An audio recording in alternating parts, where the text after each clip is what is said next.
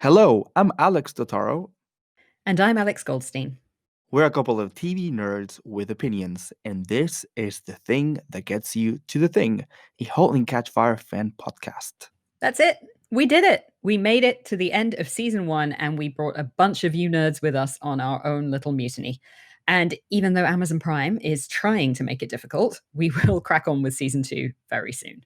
Before we do, we promised we would do an extra episode looking at the highs and lows of season one, and this is that episode. Quick spoiler alert. If you're watching along for the first time, we won't give anything away that happens in seasons 2, 3, or 4, but we will talk about everything that happened in season 1. So if you're still catching up, come back to this one a little bit later. As you can imagine, after picking everything apart, each episode apart individually, we've got quite a bit to say about how the whole season fits together. And we even asked Christopher Cantwell about it on Twitter, and he very helpfully obliged with some of his perspective. So we'll talk about that a little bit later as well. Now, let's crack open the cover and take a look at the inner workings. Okay, so we made it. This is it. We made it. This is almost secretly what I've been waiting for because I feel like we always have so many thoughts and feelings around so many things that we couldn't discuss on an episode by episode basis. And this actually allows us to take a step back. And for those that have listened so far, know that we always try to keep it spoiler free, but have always a little bit to say, pushing you towards this very real wrap up episode that we're doing here. From the very beginning, like when we talked about the pilot, we talked about the fact that this is a show where the first season was a bit rocky. A lot of people who try to watch it kind of get to episode 2 or 3, 3 or 4 and kind of go, not sure about this. And we know that coming down the line are going to be much more what we now think of as classic Halt and Catch Fire episodes. And with all of that, it's really hard then to break down that first season with its highs and lows into individual little slices and not think of them in the context of this wider season. Because I think the end of season one, if you don't like the very end, like the last section of season one, I feel like you're probably not going to like what comes after that. Right. But if it sells you in those last maybe 4 episodes, then I feel like you kind of understand the show that you're going to be watching more of and that's going to develop from there. And some people never make it to that point. So, and we touched on this a little bit before, where when the series first aired, it was live and on a weekly basis. And I recently read some interviews. I think you sent me a link where, again, the DVR catch ups were actually telling the wider story that the live ratings were not. The show started with about 1 million viewers live on episode 1 and ended with about 500,000, so half of the viewers. So I can't blame the showrunners for feeling anxious about the show's future as they were making it. But I think it's a really interesting concept that we've touched on in the past. We touched on in the last episode about how you feel when you take a step back and you're able to actually watch everything in one go versus not knowing what each episode was going to bring. And so I think it's been a great experience just sort of rewatching and not only finding those breadcrumbs that were laid out in the beginning, but actually being able to understand maybe where the series was taking a diversion or trying to strengthen its focus. Yeah, absolutely. And we talked about the fact that I binge watched, whereas you mostly didn't, or didn't ever, I don't think. I wonder if what might have put me off in season one was easier to roll over when you are literally just running from one episode to the next. I had the benefit of you in my ear going, season one has its ups and downs. You should just stick with it. I think it was a Guardian article that I sent to you, the one where they talk about the DVR. They also say each season is effectively a self-contained story. So you could, if you wanted to, just start at season 2. And you could. I think you'd miss a lot of lovely richness that is developed in season 1. I think you'd miss a lot of really beautiful episodes because we've talked a lot about how Juan Jose Campanella's sort of set this visual tone in the first couple of episodes, picks it back up at the end, lots of other directors in between kind of making a mark in different ways. I think you'd miss a lot by skipping season 1, but probably not in plot, if you see what I mean. I've never had an issue with season 1. I was hooked on the show from the very first episode. I think something about the characters, the setting, and the way that it revolved around tech really drew me to the show. But it was only after talking about it with people, maybe around seasons 2, 3, or even 4, when you have to sort of caveat your recommendation with, but get through season 1 first. And to be honest with you, I feel like it's only in hindsight that you're able to make these assumptions. Now, I know also a lot of people dropped off during season 1, and the show airing live didn't sort of help its cause by allowing you to, or sort of asking that of the viewer, right? And we've seen this with other shows. I mean, Succession is probably the latest one where I've had to tell people it's really slow and it doesn't really make much sense until you really, really sort of start going through it. It picks up in episode 4 or 5, and it picks up means different things to different people. For me, it picks up means you're heavily invested in the story to the point where you really want to prioritize the show. I mean, we live in a world where with endless content, and I always recall the good old glory days of Sunday night TV, where you had premieres from Breaking Bad to Game of Thrones to The Good Wife. So many things happening at once that you literally had to choose what you wanted to talk about the next day at work or with your colleagues or your mates, right? So I really think that just overall, the first season is a great intro into the show. And to me, it's more impressive what the creators have managed to do with the first season and how quickly they managed to recalibrate the narrative and the characters versus some of the other shows that maybe don't necessarily find their groove. I mean, really, the recipe that you need is a really strong pilot, which I think the series has. Absolutely. And I think that the funny thing about it is, I think one of the big things you'd miss if you leapt straight in with season 2 is that pilot, which really, really strong pilots come along once in a while where you go, I really don't think they could have done anything more than they did. Like, we picked up on a couple of little things in the pilot where we nitpicked and went, maybe not that, or maybe not this, or maybe, but we did that with the benefit of hindsight. Like, it's impossible not to register that we also knew some of the things that were coming up and thought, oh, I would have liked to see more of this and this and this in retrospect. But I really think it's a bloody good pilot. Like, I don't think you get that many really excellent pilots like that. I mentioned The West Wing a lot, another show with a really strong pilot when you're trying to introduce a hell of a lot of people all in one go and make everyone interested in what they have to do and say very quickly. And I don't know, usually where I see it picks up in is with comedies.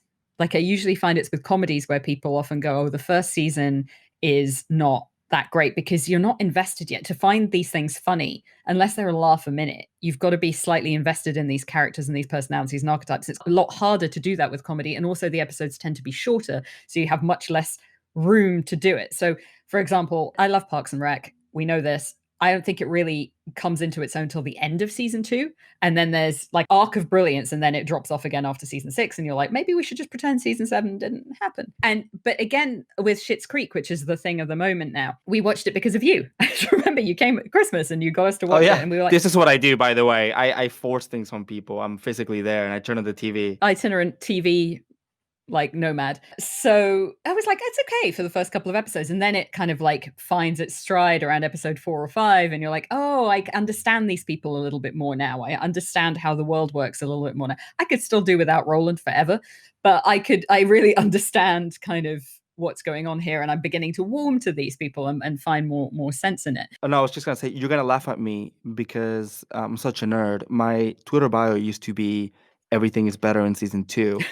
And I know I've I have my moments, but it's genuinely true. I mean, there was a time, especially network TV, where after 22 episodes of a season 1 that had strong or weak pilots, mid-season cliffhangers, and then summer hiatuses, season 2 was the one where they were able to sort of look back and say, right, take this, keep that, put that right in the trash, etc. So it's very true. I don't necessarily think that is the case anymore, just because the dynamic of making television has evolved from the point of view of you can be told you get X amount of episodes and you are able to craft a lovely, perfectly wrapped season that really helps you focus on all the things that you want to say. And whether the show is good or not doesn't necessarily depend on the thread of each episode, but rather the cohesiveness of the foresight of having X amount of episodes to play with in the first place. So not only do I think that because it's these kind of focused 10 episode arcs, you can have a plot that has momentum and drives kind of a story at the same time as having character development. But it also means that when they did go a little, I don't want to say off piece, that sounds a little harsh, but when they do go a bit wobbly, it doesn't happen for very long.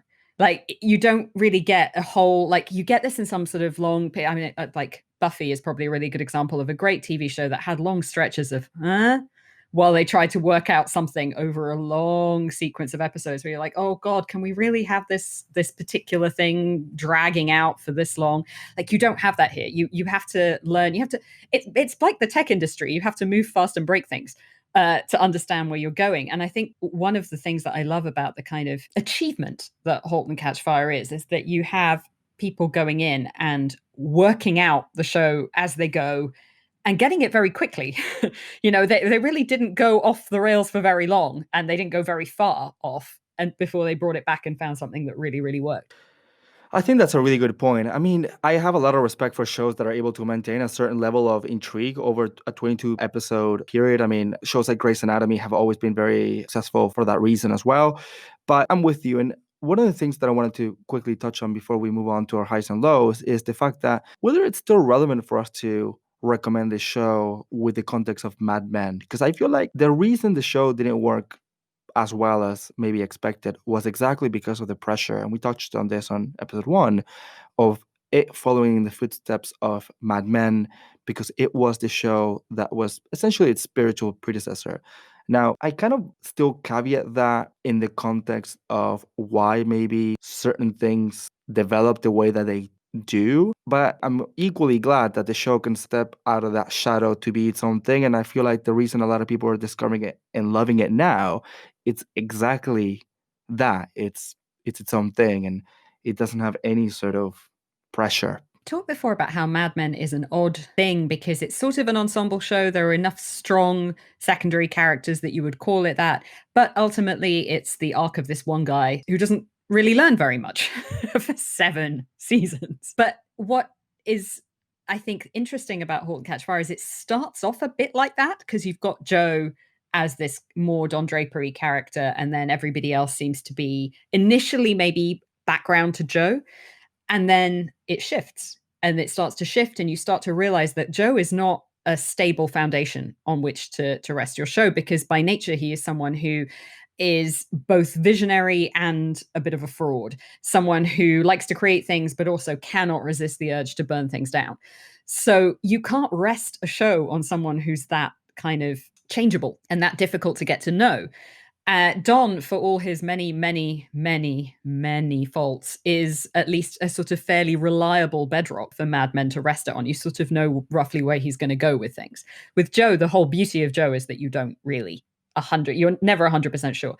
And so when *Halt and Catch Fire* tries to be the show about Joe with the supporting characters, occasionally it wobbles. But when it becomes Joe's interactions with Gordon, with Donna, with Cameron, then Cameron's interactions with Gordon, with Donna, with Joe. And it becomes this sort of mix and match of like 4 people who are much more evenly weighted at the end of season 1 than they are at the beginning of it, all trying out different ways of interacting with each other. And we have this promise at the end of season 1 of a new Cameron Donna dynamic. And we're all really excited about that because it's a new way of revolving around these characters.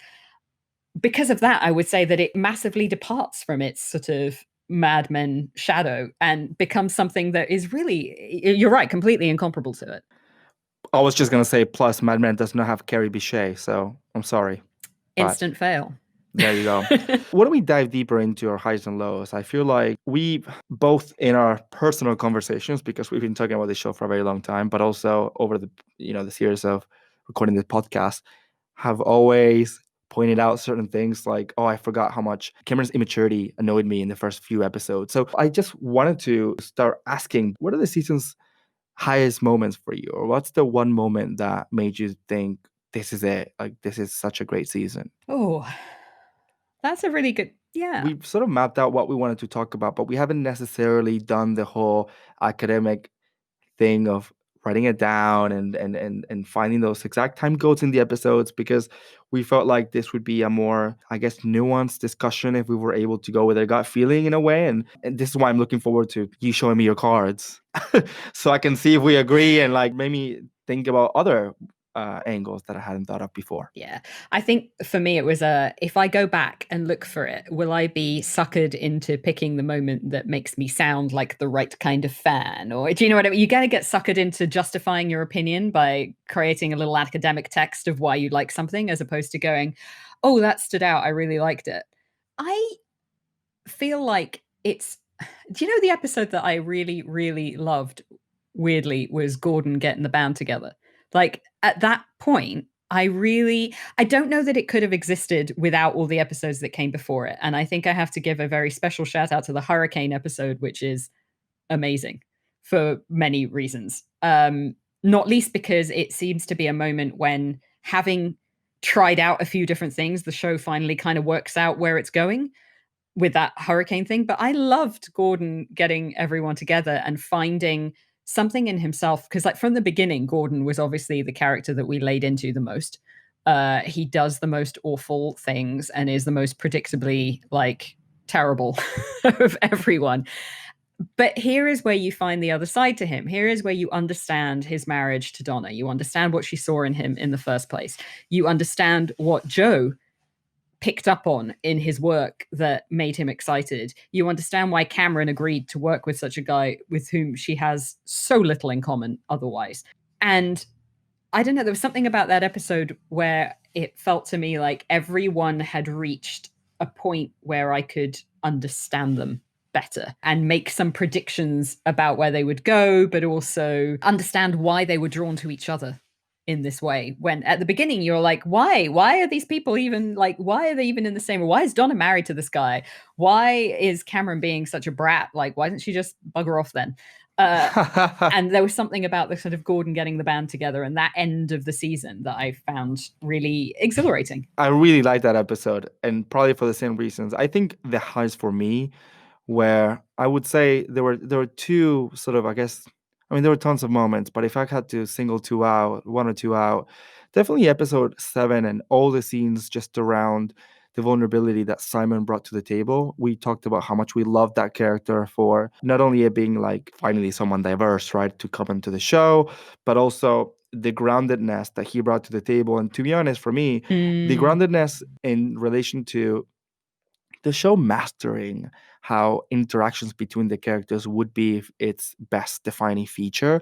What he does to the triangle between, I guess, himself, Joe, and Cameron, but also everything else that revolves around just little interactions between all of them really sort of spoke to me. And then on the tech side, I mean, for me, it was really thrilling to see how the machine was coming together, and in fact, really pumped me up for Condex. In episode 9, I felt like it felt like a real thing, not just something that Cameron and Gordon would argue over anymore, right? And I would also say episode 2. Episode 2, we talked about it being like sort of a Tuesday, right? It's not Monday, you're not starting off the week, and you're nowhere near the weekend, and there's no hump day in between.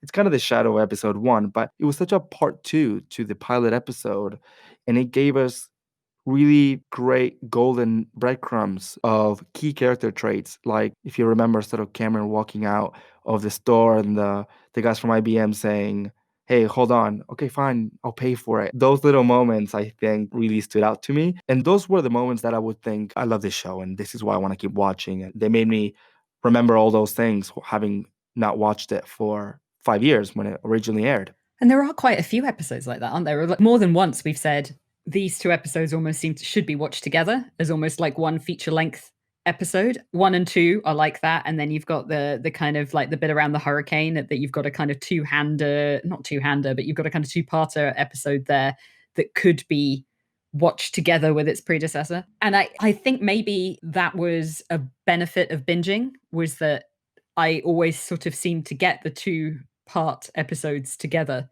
in little chunks. Yeah. And then breaking it down, then watching it bit by bit can sometimes highlight some of the flaws. But then you go, well, actually, it's only really fair to see this as part of a whole. Like it's never, I mean, obviously it's the premise of the podcast and there's lots of reasons why we watch TV episodically. But in a way, it's only fair when you get to the end of the season and you can look at it as a whole and go, okay, this jigsaw piece fitted in quite nicely to the puzzle. And I think that I liked the Comdex episodes a little bit more than you did.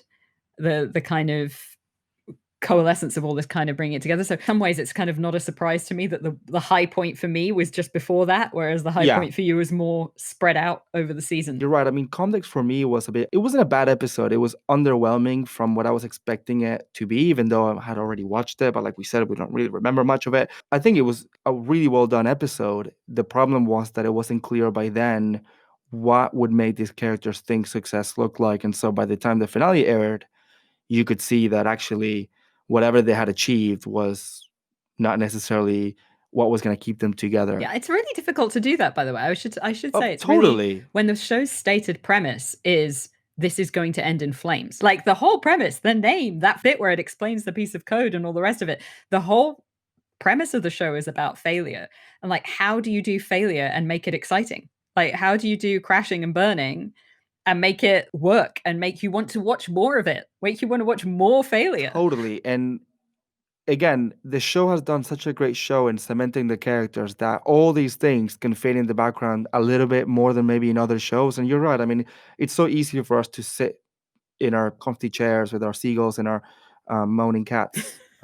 That's yours, and pick it apart. And the reason I think we're able to, it's because it's such a well-crafted show that we are able to sort of part some of the structure and admire some of those elements and know that the show's brilliance hasn't translated to every single episode. And another learning experience for me, stepping away from what we're seeing on camera, has just been the focus we've placed on understanding who was behind the camera, who was writing and directing each episode, because I think that's another thing that is very easy to look at and very hard to put together. The unique look that the show gave us in everything, right? Production values, camera work, directing, costumes, set pieces. It's been so interesting to understand the talent behind the camera for us to actually make more of an educated observation on some of the things that we were seeing on camera. Absolutely. And I think that this is the kind of the wonder, the miracle of TV is that any of this ever happens. Because so most of my other culture writing is on film, where, yeah, you might have several rounds of writers, but inevitably you've got like a small cluster. You rarely see more than like 3 names on the writers list credits, and it's usually only 1 or maybe 2. You get used to the idea that there is one director who is going to set the vision and tone for the whole piece, one cinematographer, a static cast who are going to be there from the beginning of the film to the end of the film. You're very used to the idea that there is an overarching vision. And yes, there might be studio interference, or there might be kind of, particularly with some of the kind of big budget stuff, there might be studio push. But while films are made by hundreds, thousands of people, you always get the idea that there is a kind of unifying vision somewhere. And the films that go wrong are the ones where the unifying vision got knocked out of kilter, right? I agree with you. And actually, just a small side note, I watched Bombshell yesterday. For those that haven't seen it, it's a film about the real world of Roger Ailes and Fox News. But the interesting thing was I watched The Loudest Voice, which is essentially based on the same book that exposes Roger Ailes over a 7-episode limited series. And my God, did I prefer the TV show over the film, just because, I mean, the film had Nicole Kidman, Margot Robbie. I mean, it had tons of A-listers, and it was really well done to an extent. But the show was able to dive deep into so many things that you just cannot do on film. And so I think *Halt and Catch Fire*, taking on film cues in terms of certain styles or the way that maybe they managed to get a director or a writer to write and direct 2 episodes that would go together, works so much better as a season, just because you have all these little bits in between and you're able to stretch it out to further dive deeper where you need to. What's miraculous about TV is that we put, instead of on the director, we put the vision onto the showrunners. Yeah, yeah. But showrunners are often doing another job as well. They're often writing there's lots of other things going on at the same time. And to me, with the constant changes in the writer's room, which is often much bigger than it is on film, in the changes of director from week to week, and in all of that time not knowing if you'll ever get to the end of the story, right? At least when you start making a film, if it's financed and greenlit, you know that you're going to get from the beginning of the story to the end of it, probably. It does happen that things get cut off early, but not very often. But when you're starting out on the first season of something, you have absolutely no idea if you're going to get to take it to where you want it to go. You might not even have a full idea of exactly where that point is yet. And it's semi-miraculous to me that any of this ever comes together. And, for Rogers and Cantwell, correct me if I'm wrong, this was their first big show running I think so, yeah. experience. They both worked for Disney. They'd obviously worked on other stuff, but I don't think they'd been fully responsible for a project in the way that they were with this one before. So even when we're sitting here like pulling at the threads of season one going, ooh, they got a bit wonky here, or there was a bit here that I didn't quite understand, or that seems a bit weird and experimental. The fact that the whole season works so brilliantly well is extraordinary, and why I carried on watching and why I love it as much as I do.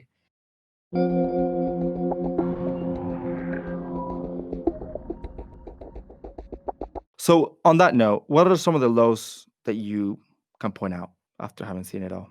So there's a bit sort of between episode 3 and 4 where I don't think they knew whose episode they were doing always, or they weren't entirely clear what they wanted to do with the character who the focus was on. And there's things that I directorially, like visually, that I really love about episode 3, and things about it story-wise where I'm like, do we know more about Cameron in the course of this episode than we really started with? Do we know that much more about her? Do we understand much more about her? Or have we just kind of gone, oh, we're going to have a little moment for the visuals to kind of carry us through this, which is nice. It's still lovely to look at. I just didn't feel as attached to the story or the characters in those couple of episodes while they were working out dynamics, I think. I mean, that's how it felt to me. It felt to me like they were going, let's try putting this person in a room with this person and working it out. But how they did that hadn't quite clicked. Like, I didn't feel like we had a fully fledged Donna. We didn't have a complete understanding of Cameron yet. Gordon is still not really, he's still just like pretty dreadful and sort of feeble. And yeah, you're like, oh, can we really put up with this guy being like this for episodes on end? And Joe is still an enigma. So in some ways, I'm not entirely sure they could have done it differently, because the whole point is to unlock these characters over the course of this season. But it felt like at that point, they weren't entirely sure which kind of strings they were going to pull on with each character. Yeah, I would agree with you. I feel like for me, episode 3, for example, was one of the low points of the season. Just the fact that we had a lot of characters suddenly introduced at once, and a few things didn't really make sense. Like, if you remember, like Cameron showed up in like a hotel room somewhere because the whole fiasco with the drives. It was in episode 3, but same dynamic around the fact that a lot of characters were introduced. I feel like Cameron was one of the more immature, maybe more stereotypical characters introduced in the beginning of the season. And actually, we touched on this on the pilot episode where we'll talk about the characters in a second, but Cameron features very little in that pilot episode. And now looking back at how she was in the sequential episodes, it was a bit off-putting, I guess. It reminded me how stereotypical she was, etc., and how those small dosages really helped me get into the show without being put off by the characters. But could that have been avoided? I'm not sure. I mean, it's really hard to tell. I mean, I'm not gonna sit here and rewrite the show. Only Game of Thrones, only that finale deserves that treatment. I think for me, you're right in terms of maybe things not really clicking because the characters were not in a place that could click with that much just yet. And so maybe the lowest points for me were episodes like 3 or 5 that maybe felt a bit fillery, where they didn't really give us much and they were maybe going around in circles.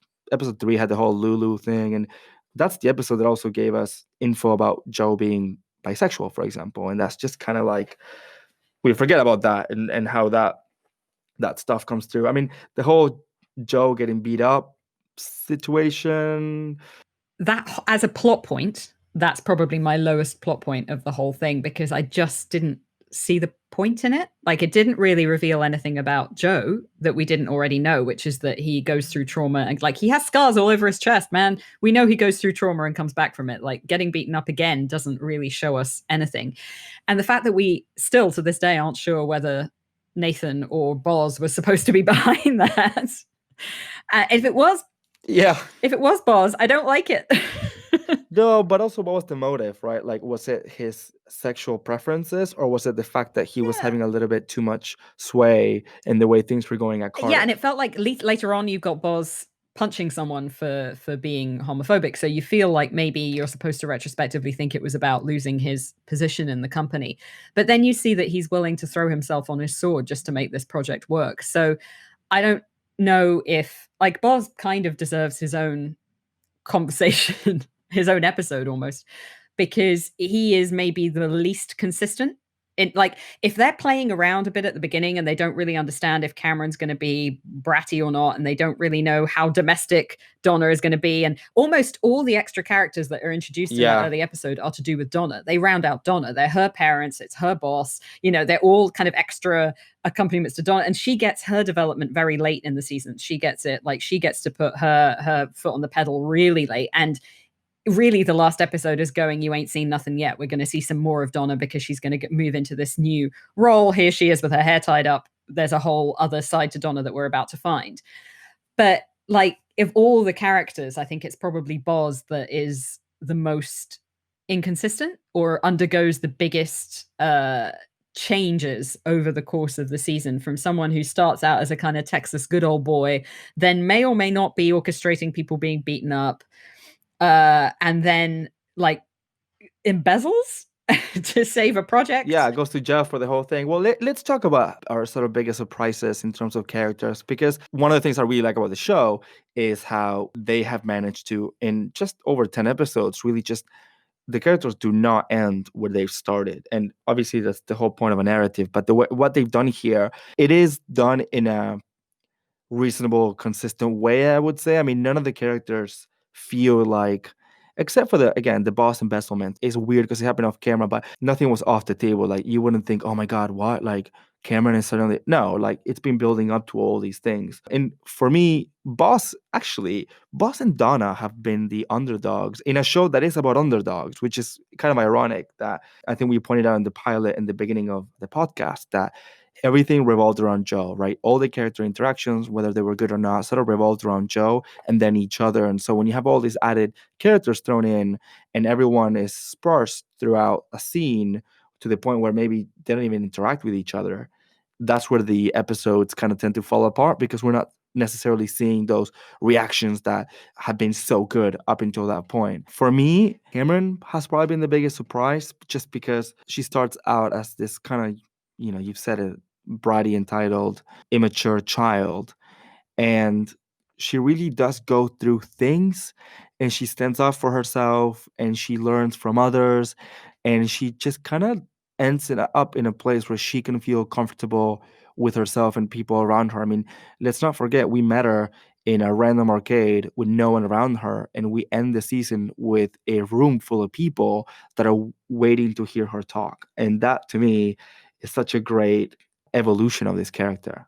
Yeah, I think that's a really very good point about Cameron, is that she knows from the beginning what her principles are, right? Like, when we meet her in the lecture hall, she is already clearly quite cocky, quite able to understand the future as she sees it. We know that she's got a kind of visionary spark, and that's what Joe is attracted to.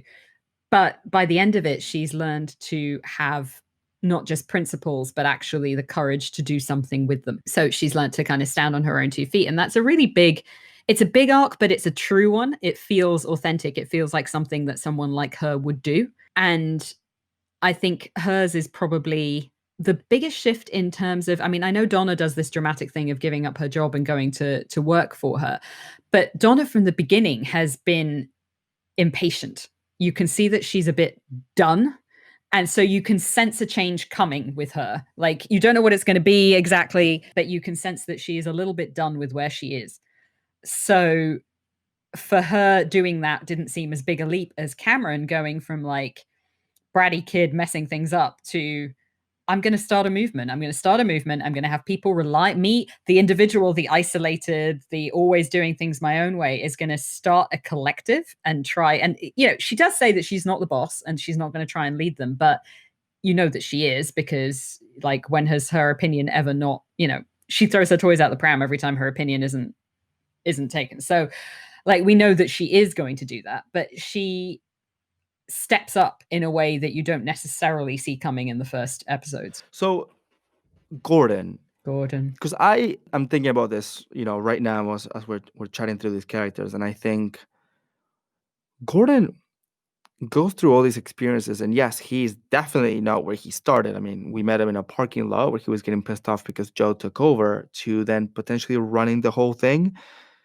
I don't necessarily feel like he's evolved that much though, because the fact that he doesn't know what's next and the fact that everyone around him has, except No. Donna, has left. And I think Donna didn't leave because she made a mistake. And so she's trying to almost win him back. The weird thing with Gordon is that I think he evolves in terms of what he does, but not in terms of who he is. Which I think is when I say it's weird, I mean it's weird when you look at it from the outside as another human being. It's actually very authentic. Most of us do this. We evolve in what we do, but not Yeah, who yeah, we are. yeah. And so he gets everything he wants and then doesn't know what on earth to do with it. The one thing that I really appreciated with Gordon this time around, because I had a sort of memory in my head of Gordon as Yeah. just I generically think we, being the worst. yeah, Like in my head, I was like, oh, Gordon's the worst. And I felt that a lot in the first few episodes. I was like, oh, this same. guy. And then I'd forgotten what Gordon can be like when he's got the kind of bit between his teeth and he really wants to do something and he's excited by something. And I'd forgotten that he's capable of galvanizing other people and exciting other people, which he manages. He talks around Cameron and he goes for her first, which is strategically quite smart because if he can get her on board, he knows he can get Joe on board. He doesn't even try to get Donna on board. She invites herself because he constantly underestimates Donna, but also because I think he's very scared of rocking the boat there because he knows he's onto a good thing with Donna and he just does not want to doesn't want to mess it up. Yeah, I think our problem with Gordon has always been the lack of self-awareness that drives him to make all these decisions and, piss all these people off. I mean, remember episode 5 with the Yeah, Japanese, and it's just like, Gordon, no, or even with yeah, Simon the casing. But I agree with you that not only was I pleasantly surprised, and I would even say wrong about feeling the way that I did throughout the first few episodes, which I mean, I still feel, but I feel like he's grown on me more. But also, Gordon has gotten the most sort of conceptual, abstract treatment, I feel like, over the course of the show. If you look back at the dream sequences, the sort of mm-hmm. spark elements, the hurricane, oh god, that Cabbage Patch. And so when you see him sort of when his mood flips from one to the other, it's actually quite exciting just because you just don't know where this guy is going to go next. And I feel like that's more than Joe, for example, who is more calculated and strategic and just sort of samey throughout. And these are not criticisms to the characters. This is the way they are. And so what we're picking out here and what I'm picking out are the things that help keep the narrative exciting. And I think those volatile behaviors from Gordon have actually kept things a little bit exciting. And almost to the extent where maybe even for Donna. Although for Donna, the thing was her coming out of her comfort zone, which in turn was kind of like a fake comfort zone. It's the one she had created to sort of not put herself out there to allow Gordon that space. And I think that's why we resent Gordon as well, because Donna resents him. And we love Donna. Yeah. And the funny thing is I think if I had to kind of rank the characters, it's a very childish thing to do, but if I had to kind of rank the characters in order of how much I liked them and sort of enjoyed them in episode 1, like Joe would probably be at the top. And I wouldn't know whether to differentiate that much between Cameron and Donna. Like naturally, as a mum, who has worked in tech, I am slightly more Team drawn to Donna. Donna as an archetype than I am to Cameron. But Cameron had more to do, so I was kind of like fiddling between the two. And then Gordon would have been down at the bottom somewhere, like, oh, yeah, the useless husband. Okay. Whereas by episode 10, like Gordon has gone up the chain, and I'm much like, it's much harder for me to differentiate. And like, the only character I can say has really moved on their ranking is probably Joe has come down. I'm much less interested in what Joe has to do right now. Like, I'm not interested in him as a character, but he is less of a priority for me now because he's sort of had his big moment and blown up his truck and all the rest of it, and it's all very entertaining and very enjoyable, and Lee Pace is wonderful, appreciation moment. But I feel like he can take a back seat now. And the fact that the episode has him kind of walking off into the sunset, and you're like, well, clearly he's going to come back, he's the star of the show, like when they have a season 2 we're going to get him back in again, but I think through a very Yeah. different lens than we've seen him before, because he can't come back into to do the same thing again. Like, we know he's not going to, and he can't. And I'm glad about that, because I'm much less interested in him running Cardiff or this and that, the other, than I am in Gordon, who is now, like, everyone's now vying for attention. I can't rank them anymore because all of them have things about them that I'm interested to see what happens next. Like, what happens when Donna finally makes the change that she's been threatening to make since episode 1? And it's not the change of leaving her husband, it's the change of career, which is not necessarily, like, you see a big change coming, but I thought that she might leave Gordon, and instead she left her job. Those moments are the ones that we were, I think, both like, oh, wow, that we didn't see that coming. And maybe what I think some of the characters needed more of, and this has to do with the fact that the showrunners were clearly writing things out and sort of feeling things out as they were trying different pairings, are those sort of aha moments that you get from planting those seeds very early on for those revelations to really kick in. I feel like maybe to some degree they have, but they didn't feel as earned as maybe they should have. And I mean, for example, all the Hunt stuff where Donna kisses him first and he ends up stealing the whole idea.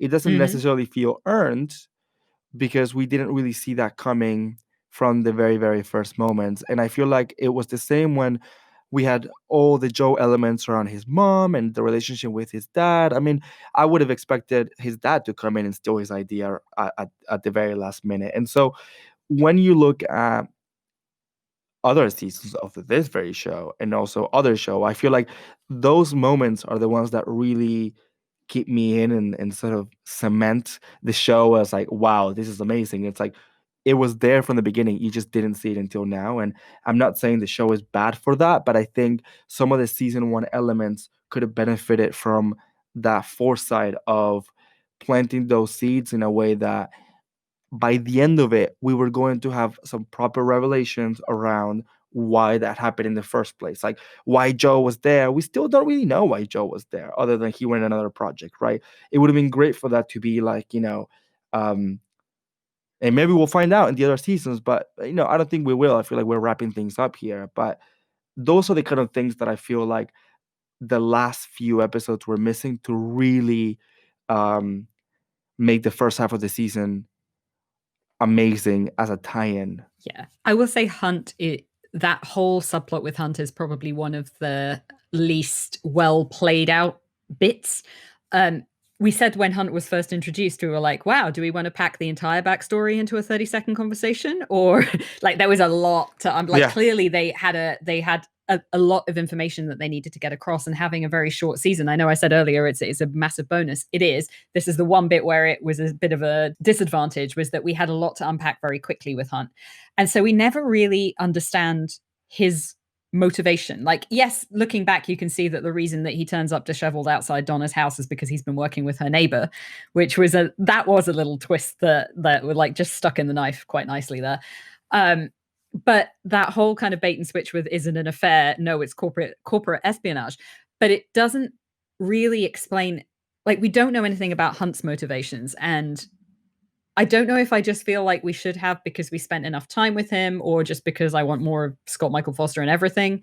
Yes. Whatever it is. Although the above. He's so great. Whatever it is, I just felt like I didn't really understand why he did that. It's not like the project was going to be lucrative, but it wasn't. I don't know. I also feel like that about Nathan Cardiff, for example, and I keep talking about how much I dislike him as an actor and as a character, being disrespectful to anyone. But I think he took away of the shine, Boss has. I mean, by the end of it, we were loving Boss, and I feel like he was such an underrated gem from episode 1 that we forgot was even in the pilot all the way through. And so I think the Nathan Cardiff stuff, for him to come in the beginning and then in the end, and then a bit in the middle of episode 3, to then be like, boy, don't talk to me like that. It's kind of like, okay. You could have had a different type of involvement where maybe it would have been great for him to have sold the whole freaking thing to IBM under their noses. It felt like a little touch of Dallas in a show that hadn't really done that. It hadn't really had a soap opera element, and then it just had this kind of slightly weird one. I mean, looking ahead to season 2, there are some things that we even if we hadn't watched it any ever before, that we could already assume. So we know that Toby Huss is in the opening credits at this point. So we can only assume that Boz is going to make a comeback, A triumphant return.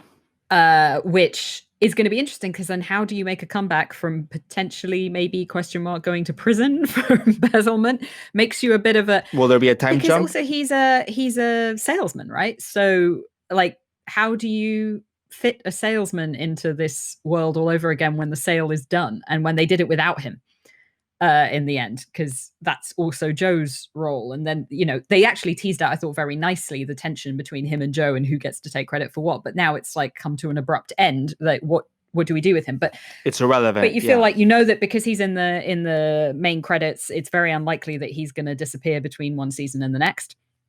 I, however, do not expect to ever see Hunt again. I feel like they dispensed with that storyline, and it was a kill your darlings, fine, let's go. Let's just pretend that didn't happen.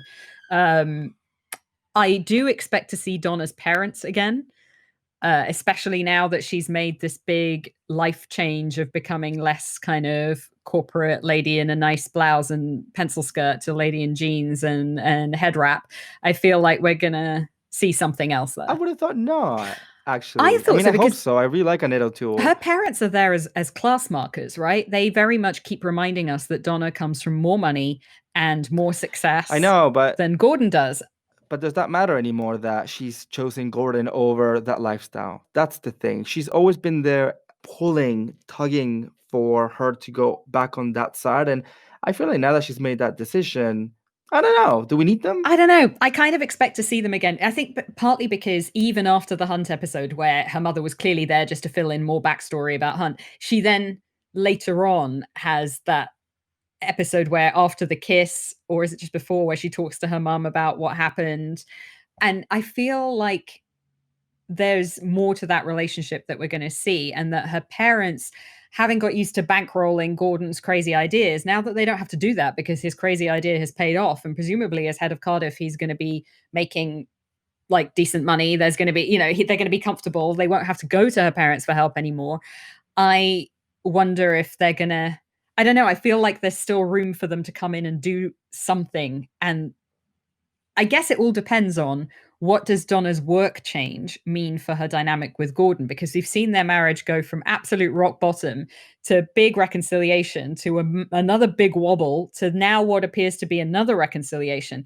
And I guess whether or not they come back into it depends on how Donna finding self-fulfillment impacts on her marriage to Gordon. I was going to say, I think the one thing that this dynamic will benefit in terms of having them back would be Donna being able to maybe stand up to them a little bit more. And Gordon being able to stand up to them. Gordon being able to, now that he's had some financial success and one of his ideas has paid off. Like, can he, like the last time he saw his father-in-law, he was groveling and apologizing for the whole Japanese fiasco. So like, and he was going to him for help. Do we now get to see Gordon standing off and going like, okay, I've had my success now. You can't hold it over me anymore. Like, the symphonic has been smashed. The giant has sold. End of story. The piano has been played. The piano has been played. The last chord. So, I don't know. I feel like of all the little tiny sideline characters, they're the ones that stood out for me as people who had potential to come back. But it was Boz that I was like, oh, well, clearly you are now. It's like we've got used to thinking of it as being 4 main characters, but I like can see from the opening credits that you guys are trying to sell me on 5 main characters, and let's see if that can happen. I think we're also going to see a lot more of Yo-Yo and Lev. They're the guys that sort of, that's true, joined the show maybe halfway through the season. I mean, they're pleasantly fine. I don't necessarily think that they have added much more other than sort of for Cameron to have like her own support system. And that's not to say I don't like them. I actually really do. And I hope that we get to see more of the coder underworld through their lens. And I don't know about Cameron's vodka friend, but I'm okay if she doesn't come back. Yeah, I feel like the fact that she came back once at all was like, oh, some consistency. And then I never expected to see her again. But I think the coders also provide, like, what I really liked about especially those latter half episodes where I felt they found their feet is that there was more humor in them. There is genuine humor in some of those scenes. Like Gordon says some genuinely funny things when he's like with Cameron telling her about his history with Donna. Donna getting baked is very funny. Yeah. Joe scamming the printer guys out of their shrimp and their sweet is very funny. And I feel like the coders might be being set up to be a bit of comic relief because it's intense. You need that. You need a couple of people to kind of be jokey. And also, Cameron gets a bit up her own ass. We know this. She gets a bit carried away with her own vision. And you get certainly in sort of Lev is a bit more it's a bit more of a backseat, but in Yo-Yo you get someone who's prepared to go, well, that's BS. Don't do that. And I wonder if we're going to see a guy who starts to challenge some of Cameron's professional ideas and sort of challenge the way and the direction that she's taking things. Like we know Donna's not afraid to say what she thinks. Like she's certainly done that a few times. And then there's that moment where she comes to the conference at work and just blurts out what she thinks. And she certainly says it to Gordon's face. We know that she can't keep her feelings under wraps, and her and Cameron definitely like in that kind of awkward sort of catfight standoff that I wasn't a big fan of. We certainly know she's exactly. We certainly know both of them are happy to say what they think, but it feels like the coders, like it's even in that shot, aren't they on the opposite side of the room from each other? Donna comes in on one door and Cameron's on the other, and the coders are in the middle. And you almost feel like there's going to be like an emotional fight over who gets it's like the Pied Piper. Who's going to get to be the Pied Piper? Who's going to carry the coders? The coders are the children of the village. Who's going to carry them with them off to the caves? I mean, I'm projecting here, and I honestly cannot I can't remember the difference between the plot points in season 2 and season 3. So who knows? I might be entirely making up a new show here.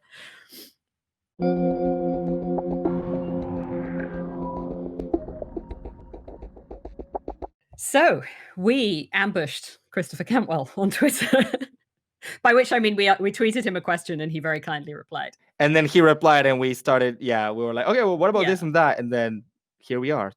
We got like a 2-minute Q&A out of him, which, and also a absolute not promise that he might maybe possibly come on and chat to us one day. Yes. But I'm also aware that, and this was something that somehow I had missed entirely. Back in July, they announced it and I only just caught up. He is working on a new show. So he's working on Paper Girls, which is for Amazon with Rogers again. So we get to see their work, and now this time adapting something from a graphic novel, I think it is. So now an adaptation rather than their original idea. So really excited and interested to see that. So thank goodness for this Q&A to tell me that was coming up, and there is hope after this bloody pandemic is over that we will see something worth seeing. So one thing he did do was answer a question that we had been wondering about, which was, when did they know they were getting season 2? We've said over and over again, it's like, we don't know if they knew. We don't know that they didn't know. I think we categorically know now they did not know that they were getting season 2. So to read out his answer, it is, no, we waited anxiously as the entire season aired. We got some rough reviews and ratings. It was an anxious wait and a hard summer 2014. A few weeks after the finale aired, they finally renewed us, but also wanted to hear about how we plan to alter our approach to the series. First of all, damn, now we know. And it puts things into perspective. And we told them this. We said, this is something that we've been thinking about while rewatching and how to approach something like the season finale. And he told us to that point, he said, makes sense. I am extremely proud of the pilot, almost like a contained movie. It felt like the best version of that first episode Rogers and I had conceived. But for me, the show first really clicked as a series when Joe took the sledgehammer into the car at the end of 105. And I mean, what made me feel good about this, and I actually said that to him, it was like, on the podcast, we've been talking about how we felt like you came out the gate with this amazing start and end to the series, but there was a little bit in the early, like pre-hurricane episodes where it felt a bit experimental and a bit like there was a bit of uncertainty about where the show was going. And he was pretty cool about that. Yeah. And I felt like it was a relief to us to know that we were probably reading it correctly. And when I said that to him, he responded, We felt in the room that we truly, quote, discovered the real heart and tone of the series by 106. So our writing became geared towards that, and it was more fun. After season 1, we told AMC we were going to set the table so that we could do as much of that tone and feeling as possible. So definitely confirming the idea that they needed more fun in it, like that humorous vibe. And it was really reassuring to hear that we'd kind of read this correctly and we weren't like digging into things that weren't there. Like we genuinely were observing what was happening. And I really feel like I can understand why that sledgehammer moment was like a big moment for him. I think the hurricane really like nailed it down, but it's good to know that both showrunner and two random idiots running a podcast feel the same way about it. I mean, I think it's pretty brave from AMC to wait until the entire series aired before making a sort of an educated decision. I mean, we've seen shows get pulled after pilots, right? And we touched on the fact that the show had 50% of its audience by the time the finale aired. Of course, I couldn't help myself, and I jumped in with, was Donna always the writer's favorite? To which he responded, different characters for different writers. And I wish that he told us who his favorite was, but maybe we should save that question for when he's on. Yeah, if we can dream that he actually ever will make it to our little podcast corner, then maybe we can ask him what his favorite character is. I guess I'd love to know more about actually which bits he wrote and which bits Rogers wrote, and then how they interacted with other people's writing. Because speaking of other people's writing, this wasn't actually a question from us. This was somebody else who came into the thread and said, what's the story behind the two printer guys? Because there seems to be some sort of story online about how they might be based on a real thing. And Christopher Cantwell replied, I don't remember. I think it was completely an invention of Jason Cahill's, the writer. So again, would be really fascinating to know how, as writers and showrunners, they interacted with other people's writing and what they thought of these little things and that came in. And you feel like if we ever go back to Comdex again, like we don't know if we'll go back there in the future, but those guys will be there waiting with their printer, their shit printer. I know, right? Going back to your point about them figuring things out, I mean, I'm genuinely interested in the TV making process in terms of how different writers come up with different things and what that process is like for checks and balances, for lack of a better word. So the last question we were able to ask him was, what was it like working with Campanella on the pilot and throughout the series? And he responded, he is the best, a genius, and one of the funniest people I've ever met in my life. He also has an incredible singing voice. I love that detail.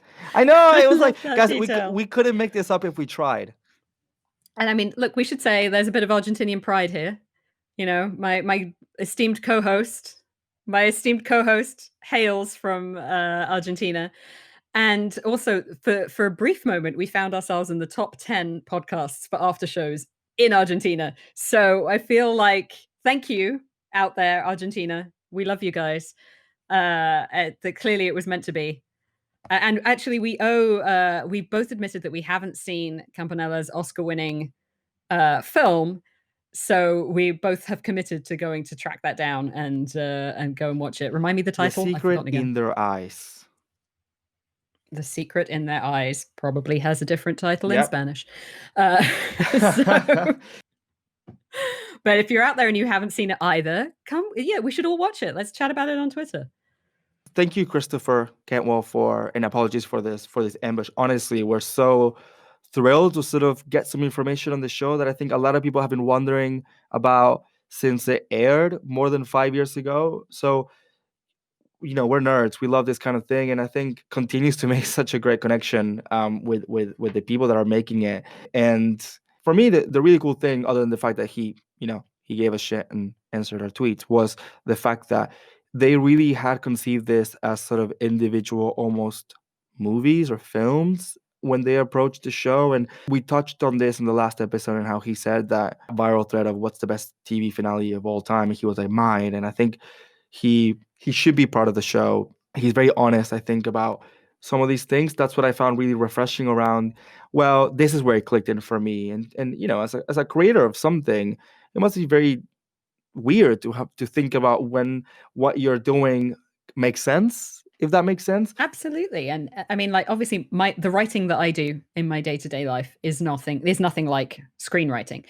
So I do copywriting for people and I do some of my own fiction writing, but it's not in screenplay format.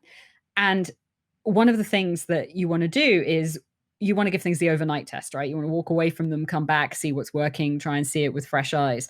And when you work in a writer's room, I don't know, like, it's not just your overnight test, it's everyone's overnight test. And there's all sorts of other things going on. And then you've got the dynamic of being a showrunner and having to see how the whole thing plays out and being able to look back at the process even a year later and now 6 years later or 7 years later and go, that was when we got it. And I'd love to dig into more of why, like, whether they knew in that moment that it was clicking or whether it just felt like more fun and felt a bit easier, or was it when AMC kind of put them against the wall and kind of went, okay, but what are you going to change, come on, that they realized, or was it so organic that they knew in the moment that it was happening? And that whole thing about writing is fascinating to me. I went to a screenwriting lecture from Taika Waititi a while back, about a year ago. And he was saying the best thing that you can do with writing is the one thing that writers never want to hear, which is that you've written something, now stick it in a drawer and don't look at it for a year and do something else. And, when you're working on a TV show like this, and when you get signed for a second season, you don't have time to put things in a drawer for a year. And you've got lots of different people writing and lots of people directing and AMC going, yeah, but we can't have this ratings situation again. And I just don't know how you find the space in yourself as a creative to be able to step back from your work enough with a little bit of time and space allowed to go, this works, this doesn't work.